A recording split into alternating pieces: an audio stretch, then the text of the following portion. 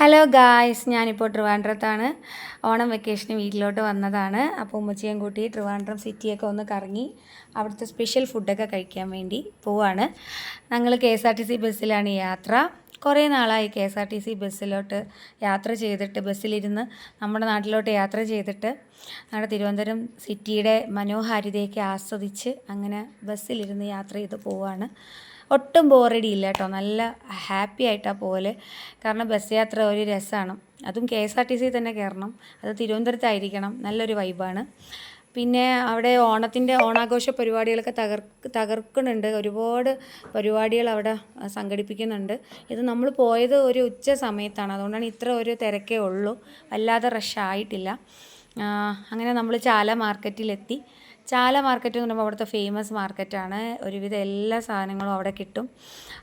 എല്ലാം നല്ല അഫോർഡബിൾ റേറ്റിൽ തന്നെ കിട്ടണ ഒരു സ്ഥലമാണ് ഈ ചാല മാർക്കറ്റ്.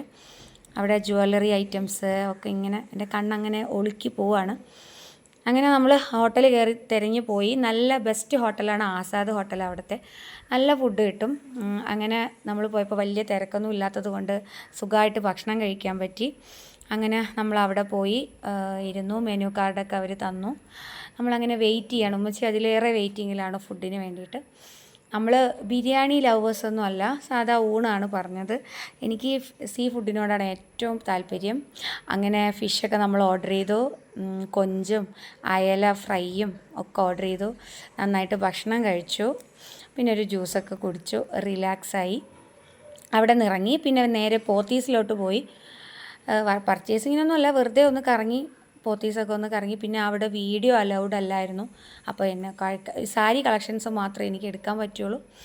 അത് കഴിഞ്ഞ് പോത്തീസിൽ നിന്ന് കുറച്ച് സാധനങ്ങളൊക്കെ മേടിച്ചു. പിന്നെ നേരെ വീണ്ടും KSRTC തന്നെ കയറി. തിരിച്ചു വന്നപ്പോൾ ഈവനിങ് ആയിട്ടോ. പോയതുപോലെയല്ല, നല്ല വെയിലൊക്കെ അത്യാവശ്യം ഉണ്ടായിരുന്നു. പിന്നെ നിയമസഭാ മന്ദിരമൊക്കെ കടന്നു പോയി.